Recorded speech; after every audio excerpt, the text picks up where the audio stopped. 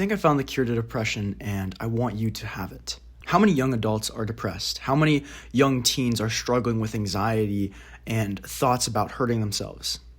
A lot. I know I used to be in that boat. When I was a sophomore in high school, I physically harmed myself. I cut myself all the way through my sophomore year up into the end of my junior year. And it was a battle for me. I constantly struggled with self-harm. I constantly struggled with depression, depressive thoughts, mental anxiety. And it wasn't until the second semester of my junior year that I figured out the cure. The actual cure to feeling better, having confidence, becoming this man that I've always dreamed about becoming. And the cure was actually simpler than I thought. See, while doctors are throwing medications at us, while psychiatrists are prescribing things, I think that there is a cure that so many people run away from because they are not willing to put in the work that is required. This video is not for those who can't take the truth. This video is going to be harsh. This video is going to be brutal. And if you can't take it, then you can step away. But this video is for those that know that they are capable of more, that they know that they don't have to take a pill, and that they can overcome their depression by themselves. The first step to curing your depression is lifting heavy weights. I don't want you getting in the gym with the goal of being healthy or having a better time, enjoying yourself a bit more. No, I want you to get in the gym with the goal of destroying your body, getting in there, taking it out, going to failure, hitting a drop set, sweating, crying. I've bled in the gym. And you have to bring that energy. I don't want you in the gym trying to become healthy, because when you come at it with this mentality of, oh, I want to be healthier, I just want to have a good time, you're not going to train hard, and then you're not going to see the results it brings. When I was a sophomore in high school, I was lifting a little bit, but I wasn't consistent enough to actually see the results it could bring because I was still depressed. I was still struggling. But when it was my second term in my junior year, I lost 30 pounds. I got abs for the first time. I saw veins in my arms and my shoulders. I had this new identity I created, and it was all because when I went to the bench, I got nervous. When I was squatting, I almost threw up. Every time I got done with a set, my heart rate was high. I was nauseous. I was feeling faint. And that's all because I pushed myself so hard that instead of taking it out on myself via cutting, maybe it's through alcohol, I took it out in the gym. And that's what you need to do. The second step to overcoming your depression is running. This is something I'm learning more about and implementing into my life. But when you run, you release these endorphins, you release dopamine, these feel-good hormones that get you on this runner's high. I remember about 2 months ago, I was getting done hanging out with friends. It was 9:30 at night, and I had told myself that day I was going to do an 8-mile run. And this was a bad idea because I had hit legs the couple hours before. I didn't get enough protein in. I had no calories in my system, but I still hit it because I wanted to make sure I kept that promise to myself. And I went out at 9:30 at night. I set out for my 8-mile run. And there was a lot of periods during that time where my legs cramped. I thought I was going to fall over and collapse from exhaustion. And it was a struggle. But when I got done, when I got back, it was pure darkness. There was nobody out, just me and my thoughts. It was the most amazing feeling I'd ever felt because no one gave that to me. Nobody did it for me. It was all myself. It was all my feet that God gave me. It was all my ability to stick with it. And so many people could benefit if they actually push themselves, because running, you can't cheat running. You have to push yourself. You have to grow every time, and it's hard. Those are the two physical challenges I would tell you to do to overcome your depression. The third one is eating clean foods. So many people are depressed, they are anxious and lazy because they chase momentary happiness. If you chase your happiness, you're going to end up depressed. But if you chase your purpose, you're going to end up fulfilled and happy. How does that work? Well, I'll break it down in terms of food. When you want to chase your happiness in terms of food, you'll go get a donut, you'll go get some McDonald's, you'll go get some fries, whatever you're going to eat and whatever your pleasure food is, you're going to go out and get it. But let's think about that 2 months down the line. You continually chase your happiness through food. Well, I would say that you wouldn't be happy, because 2 months down the line, you're going to be more overweight, more out of shape. Your bank account is going to be lower. I can guarantee you that much. With the price of processed or fast food, it's expensive. And the third thing is, you aren't going to have self-respect for yourself, because it's not hard eating a donut. It's not hard eating some processed junk. What's hard is eating clean food. And let's look at this on the flip side. When you chase your purpose, let's view it through the lens of food. Instead of chasing your happiness today, let's say you chase your purpose. In the terms of food, maybe instead of a burger, you swap it out for some potatoes and steak. Instead of a donut, you have some sourdough bread with honey. Instead of this junk, you fill yourself up with something clean and something admirable, something that the temple of God deserves. 2 months from now, you're going to be happier because your bank account would be better. Okay, whole foods are a lot cheaper than processed foods, 1. And then 2, your body composition is going to be better. You're going to look better. You're going to feel better. You're going to view yourself in a better light, which gives you more self-respect and confidence, destroying your depression. And the fourth one is stop doom scrolling. Stop doom scrolling. It is destroying your dopamine. Depression is basically formatted through a lack of purpose. People feel depressed when they have nothing to chase. People feel depressed and anxious when they don't know what to do. They have options, they have the ability to do something, but they just don't. So depression comes from a lack of purpose. Anxiety comes from a ton of options, but the lack of ability to take action on those options. You can limit that when you stop doom scrolling, because doom scrolling, it gives you a sense of dopamine that your purpose should do. There have been so many days where I am helping someone lose weight. Maybe I'm getting them in the gym. Maybe I'm telling someone about Jesus. It's filling my cup. It's filling my purpose. But in the moment, so does doom scrolling. When I see a funny cat video, when I see some brain rot, I get a good laugh. But it's not good for you. The same way junk food feels good in the moment, but then 2 months from now, you're worse, the same thing is true with doom scrolling. You can try to justify all these and say, I don't have to lift heavy, I don't have to run, I don't have to eat clean, I don't have to not doom scroll. Where has that left you? You are in the same position that you were. And I hate saying that because I used to be in your position. But I know why you feel depressed. I know why you feel anxious. I know why you may be cutting yourself, why you may be hurting yourself, because you're chasing your fulfillment through things that don't give you a purpose. Instead, maybe you should lift some heavy weights.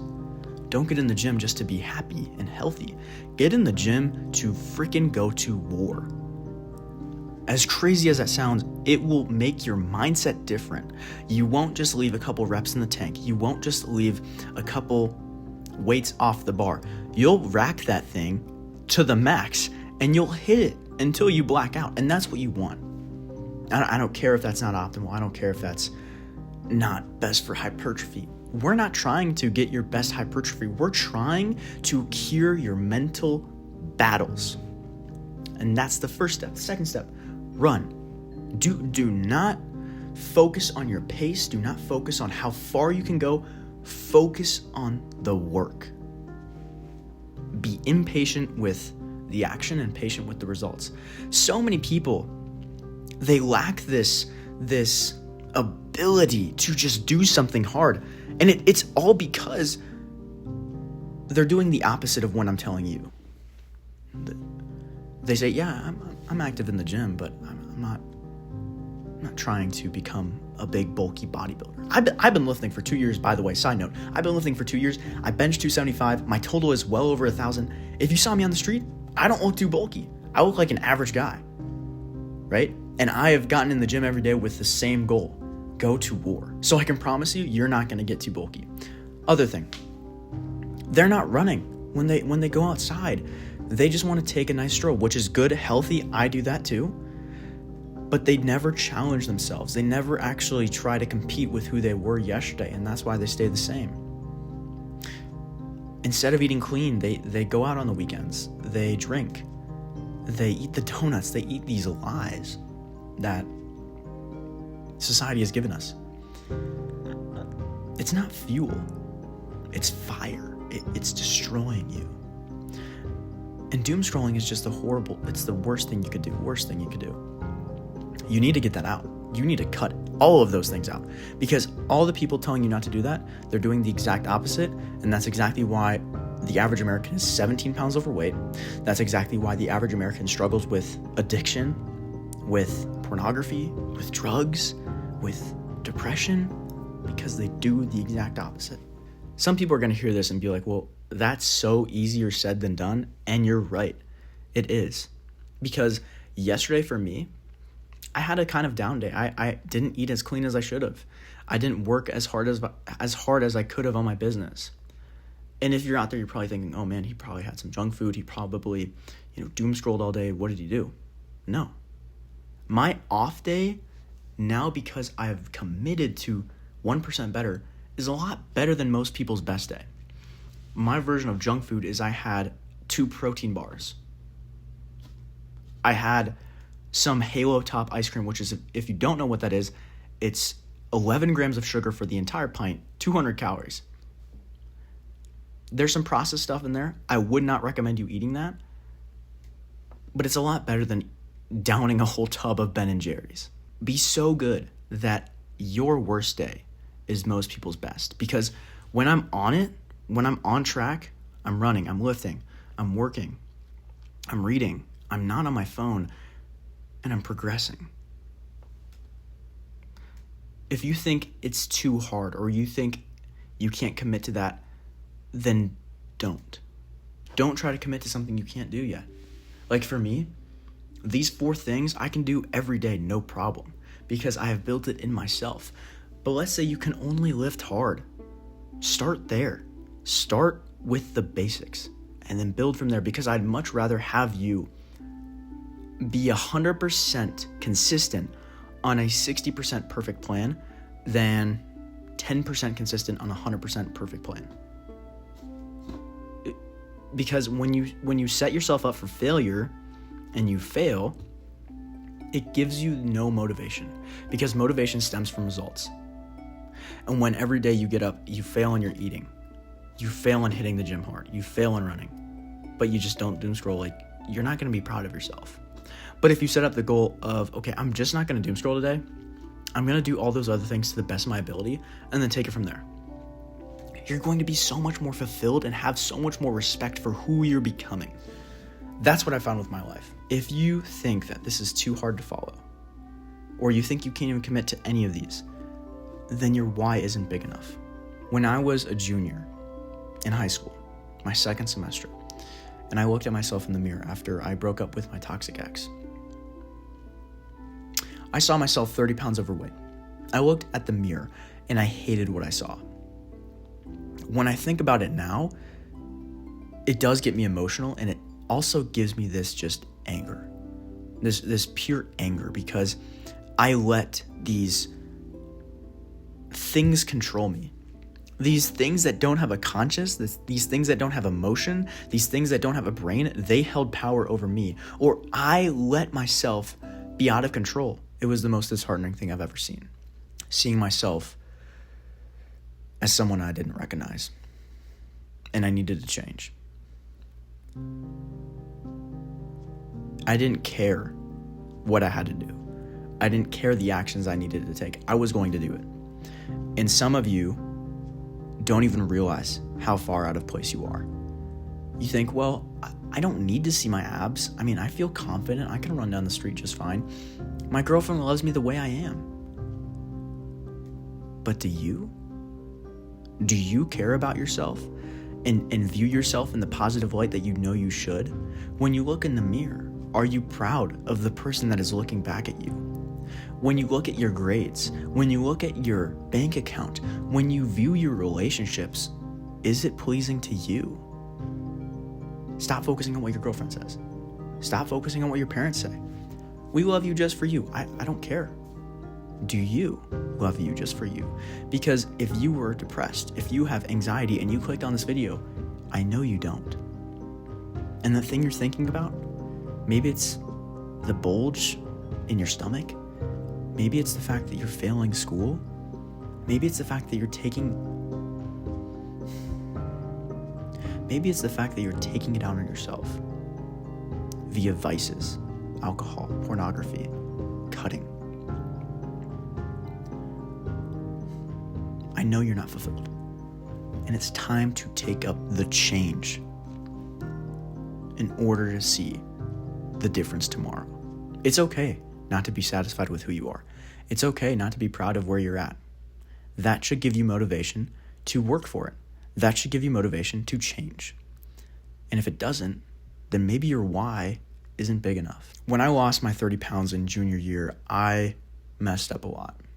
I would have 6 days of clean eating, hard lifting, getting down on the doom scrolling. It was pretty hard as a junior.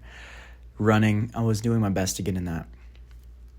But every 7 days once a week, I would cheat on my diet. And it would be pretty bad. I did the math, and I think I would have 6,000 calories to 7,000 calories a day on these cheat days. And for me, that was kind of crazy because I was 140 pounds, 150 pounds.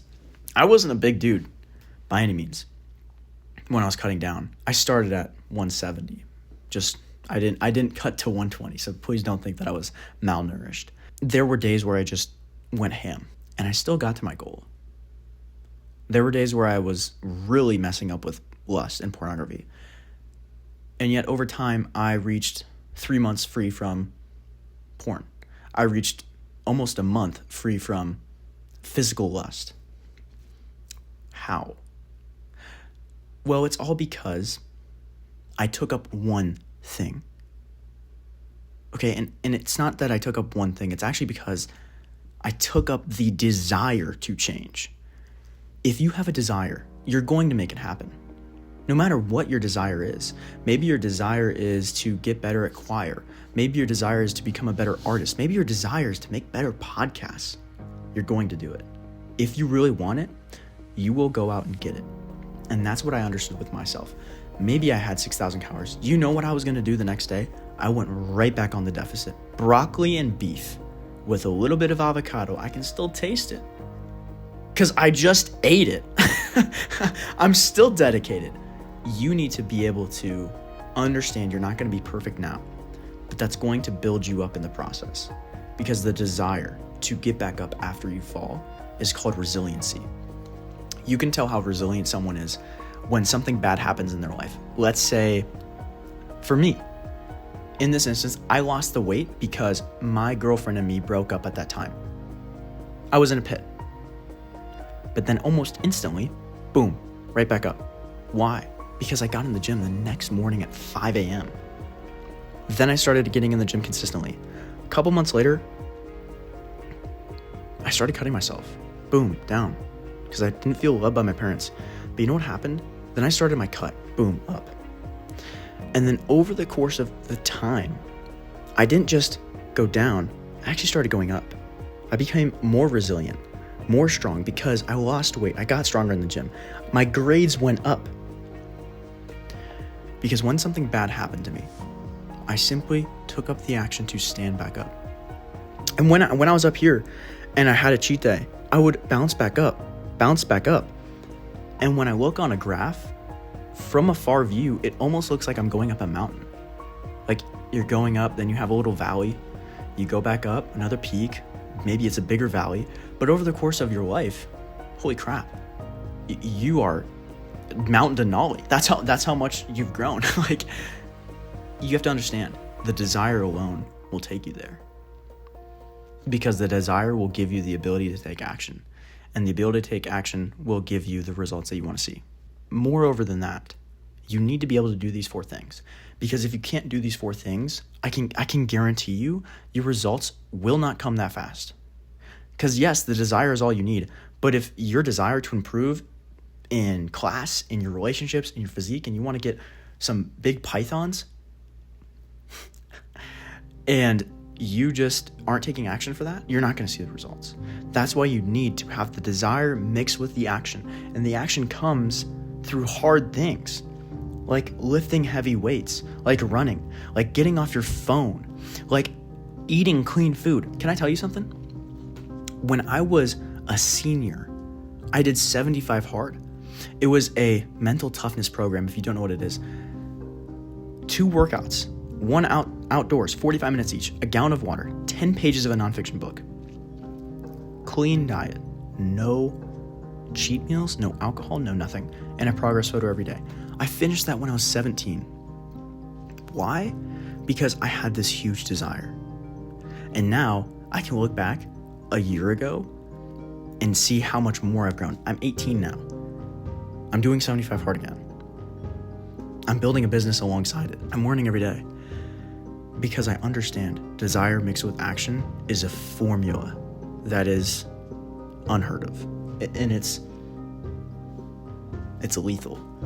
Lethal to your competition. And your competition, by the way, is you yesterday. I hope this video was helpful to you. I hope you gained some value from this. If you did, please drop a follow for more. Do all the YouTube and podcast things.